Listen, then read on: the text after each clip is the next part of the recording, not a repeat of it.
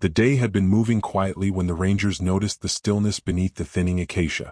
From a distance, it looked like another patch of shadow resting on dry earth, nothing more than branches and dust folding into one another. But as they slowed their steps, the shape resolved into a lioness lying on her side, her ribs faintly visible with each shallow rise and fall. Her breathing was uneven, sometimes pausing just long enough to make the air feel uncertain. Nearby, a small cub stood in the open, stiff and uncertain, its legs slightly apart as if unsure where to place its weight. It did not cry. It did not run. It only watched, blinking slowly against the brightness, its tail hanging low and still. The ground around them told a quiet story of effort and collapse. Faint tracks curved in loose, tired loops. The grass was brittle, crushed flat where the lioness had lowered herself, perhaps more than once before finally staying down. Her coat was dulled by dust, the golden tones muted into pale sand. When a fly settled near her eye, she lifted her head slightly, then let it fall again, the motion too heavy to repeat. The cub stepped closer, then paused, pressing its small body against her shoulder for a moment before stepping back again, confused by the lack of response. A ranger knelt several meters away, careful not to disturb the fragile balance of the moment, and murmured softly, "Easy, girl," as if the words might travel gently through the air and settle around her. There were signs that only trained eyes could read. The slight dryness around her mouth. The way her tongue remained hidden even as her breathing quickened. The stiffness in her back legs when she tried once, briefly, to adjust her position. Dehydration had thinned her strength. Hunger had narrowed her movements. The long weeks of heat and shrinking water had quietly taken their toll. Still, her ears flicked faintly when the wind shifted. Still, her eyes followed slow motion in the distance, marking shadows and birds with instinct that had not yet faded. The cub mirrored these small reactions, crouching low when a vulture passed overhead, then relaxing again when nothing happened. It stayed close, circling once, then settling near her foreleg, pressing its forehead into her fur and breathing in short, shallow bursts. The rangers remained patient, their presence deliberate and restrained. They observed more than they acted, allowing the lioness's condition to speak for itself. One reached out slowly, brushing a few loose twigs aside, careful not to touch her yet. Another whispered, "You're almost there," not as a promise but as encouragement carried on breath. The lioness shifted slightly, her tail making a weak line in the dust. The cub lifted its head and listened, ears angled forward, sensing change even without understanding it. As afternoon light softened, shadows stretched longer across the savanna, and warm wind passed through the acacia leaves in a thin, whispering rhythm. In that gentle movement, mother and cub remained together, framed by fading gold and drifting dust, holding on quietly as the land continued to breathe around them. As the light continued to soften and the heat loosened its grip, a subtle change passed through the lioness's body. It began with a slow tightening of her shoulders, a faint gathering of strength that seemed to come from somewhere deeper than muscle. Her head lifted first, unsteady, swaying slightly before finding balance. For several seconds she remained like that, breathing carefully, measuring the weight of the moment. Then, with visible effort, she drew her front legs beneath her and pushed upward. The movement was slow and uneven. Her back legs trembled as they followed. Dust slipped from her coat as she rose, standing narrow and fragile against the open sky. The cub reacted instantly. It stepped forward, pressing its small body against her side, as if lending what little strength it had. Its flank brushed her ribs. Its head tucked briefly beneath her chest. Together they stood like that, leaning into one another, sharing balance. The lioness took one step, then another. Each movement was deliberate, careful, as though the ground itself required negotiation. After only a few meters, she stopped, lowering her head and closing her eyes for a moment. Her breathing deepened, rough and uneven. The cub waited without wandering, staying close, tail brushing lightly against her leg. When she moved again, her direction became clear. It was not random. She angled slowly toward the distant cluster of low structures and fencing that marked the ranger post, barely visible beyond tall grass and shimmering air. The path was not straight. It curved and faltered, shaped by exhaustion. Sometimes she veered slightly, corrected herself, and continued. At one pause, she swayed and nearly sank back down, catching herself at the last second. A ranger, watching from afar, whispered gently, "Stay with me," though the words were meant more for hope than instruction. The cub followed every shift, every hesitation. When she slowed, it slowed. When she stopped, it stopped. Once, it pressed its cheek against her foreleg and released a small, uncertain sound before falling quiet again. Its ears flicked constantly, alert to birds, insects, distant movement, but its focus never drifted far from her. The bond between them showed not in grand gestures, but in proximity, in the way their shadows overlapped, in the rhythm of their steps finding each other again and again. The rangers began to understand what they were witnessing. This was not wandering. This was not confusion. Despite weakness and thirst, the lioness was choosing a direction shaped by memory and instinct. Somewhere in her experience, human presence meant water, meant safety, meant stillness without threat. She was guiding her cub toward that fragile possibility. Every pause was a negotiation between survival and surrender. Every step was a decision made through pain. As they moved, the savanna responded quietly. Grass bent beneath tired paws. Small insects rose and fell around them. A distant herd shifted along the horizon, their movements slow and unbothered. Wind passed through dry leaves with a soft, brittle sound. In that wide, breathing landscape, a mother and her young advanced inch by inch toward help, framed by long shadows and thinning light, carrying their fragile hope forward with every trembling step. The ground changed subtly as they reached the edge of the reserve road.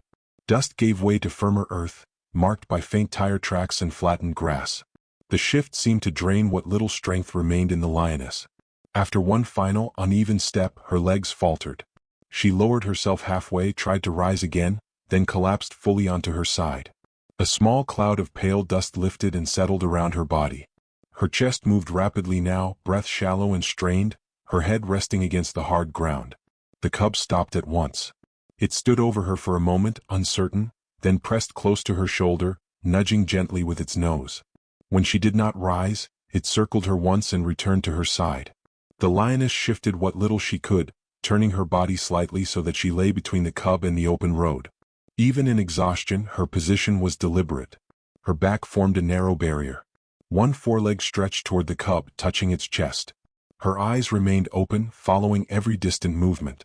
The rangers approached slowly, their footsteps measured, their bodies low and unthreatening. No one hurried. No one raised a voice. They stopped several meters away and waited, allowing the air to settle again. The lioness lifted her head weakly, ears angled forward, jaw tense. A ranger crouched and murmured softly, "It's okay, girl," letting the words drift without expectation. Another placed a container of water on the ground and gently slid it closer, stopping well short of her reach. The cub watched everything. Its small body leaned into the curve of its mother's ribs. Its eyes moved from the humans to her face and back again. When one ranger slowly unfolded a piece of canvas to create shade, the fabric whispered in the breeze, and the cub flinched before settling once more. The lioness did not lunge or retreat. She only adjusted her head slightly, tracking the motion, breathing hard but steady enough to remain present. Water was poured carefully into a shallow basin. The sound was soft, barely more than a trickle. The scent reached her first. Her nostrils widened faintly. After several minutes, she gathered enough strength to extend her tongue, touching the edge of the container. The first contact was hesitant. Then slowly she drank. Not eagerly. Not desperately. Just enough to remind her body that relief was possible. The cub leaned forward and licked a few drops from her chin, then retreated again, staying within the safety of her reach. Shade spread gradually over them as the canvas was adjusted, cutting the harsh light into gentler fragments. Heat eased. Flies drifted away. Her breathing began to slow, each rise and fall slightly less strained than before. A ranger whispered, "You're safe now," more to the moment than to her understanding. Around them, the reserve remained quiet. Wind slid through dry grass. A distant bird called once and fell silent. Long shadows stretched across the road and faded into the bushes. Between dust and light, water and patience, a fragile space of trust began to form, one built not on force but on stillness, where a tired mother lay guarding her cub, and humans waited, asking nothing in return.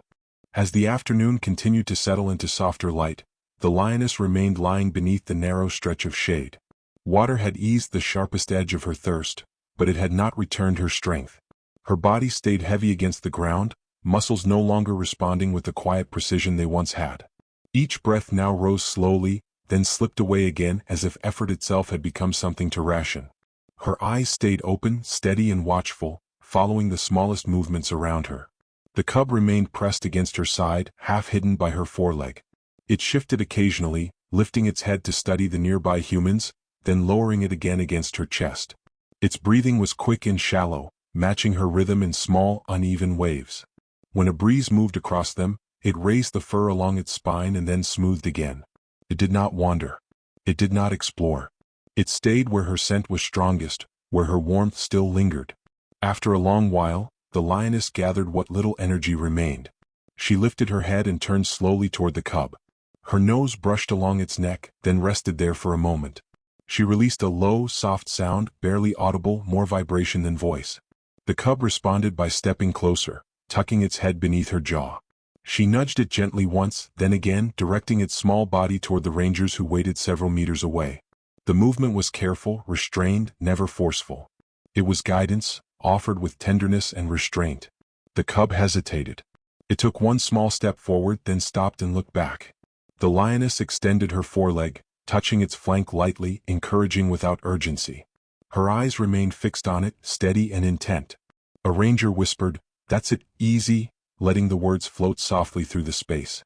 The cub shifted again, moving a little farther, its steps uncertain, its tail low and still. With the effort complete, the lioness lowered her head back to the ground. Her breathing deepened, slower now, heavier, as though each breath had to travel farther to reach her lungs. She did not close her eyes. She watched. Every movement of the cub was followed. Every pause was noted. When it finally reached the edge of the shade near the rangers, she released another faint sound, barely more than air moving through her throat. The humans responded with quiet care. One crouched low, extending a hand slowly toward the cub without touching. Another positioned a small cloth barrier to block wind and sun. No one rushed. No one reached too far. They allowed the cub to approach on its own terms. It paused once more, glancing back toward its mother. She remained still, her gaze steady, her body unmoving, offering permission through silence. Her breathing slowed further, settling into a fragile rhythm. Dust drifted across her coat and settled there. Insects hummed briefly and moved on. The cub, now sheltered, lay down near the rangers, still facing her. Between them stretched a quiet distance filled with trust, restraint, and acceptance. Beneath the softening sky, a mother lay watching as her child entered another kind of protection, carried forward by patience and the last strength she had left to give. In the weeks that followed, care unfolded slowly and deliberately, shaped by restraint and respect. The cub was moved to a quiet rehabilitation space where human presence remained minimal and purposeful. Water was offered first, then measured portions of food, always at a pace that allowed its small body to adjust without shock. It learned again how to stand with confidence, how to stretch its limbs without trembling, how to breathe without urgency. Its coat regained a soft sheen. Its eyes, once clouded with uncertainty, grew clearer with each passing day. Rangers and researchers observed from a distance, speaking only when necessary, moving with patience that mirrored the calm they hoped to instill. Occasionally one would murmur softly, "You're doing well," not as praise but as reassurance carried gently into the space. Time restored what exhaustion had taken. The cub began responding more strongly to distant calls, lifting its head when other lions vocalized across the reserve. Its body language shifted subtly, posture growing steadier, movements more deliberate. When the moment came, it was transported carefully and released near a distant pride known to accept young strays. The introduction was slow, monitored from afar. At first, it lingered at the edges, watching older lions with quiet attention. Then gradually, it moved closer, learning the rhythms of shared rest, shared movement, shared alertness. Within days, it blended into the loose formation of the group, no longer standing apart, no longer alone. Months later, the rangers returned to the clearing near the reserve road. The season had changed. Rains had passed through, softening the earth and coaxing new grass from the soil. The tire marks had faded. The flattened dust had risen again into gentle unevenness. Only faint impressions remained, barely visible in the right light, traces of where a tired body had rested, where small paws had hesitated. They stood quietly for a long time, letting memory fill the open space. One ranger bent and brushed a hand across the grass, feeling how easily it bent and returned. Another whispered, "She was brave," the words carried more by breath than sound. The land had absorbed the moment and continued. Insects moved through the stems. A distant herd shifted beyond the horizon. Wind passed low and steady across the clearing, lifting blades of grass and laying them back down again. No monument marked what had happened there. No sign remained to announce the choice that had been made. Yet for those who had witnessed it, the memory endured, in the measured way they approached every animal afterward, in the patience they offered without hesitation, in the understanding that courage is often quiet and brief. As the sun lowered toward the distant hills, light spread across the clearing in muted gold. Shadows lengthened and blended into one another. Grass whispered softly in the evening wind. Far away, a pride moved together through the fading glow, their silhouettes slow and steady. And in that gentle movement, beneath a sky growing calm and wide, the quiet legacy of a mother's final act lingered, carried forward in every breath of the living land.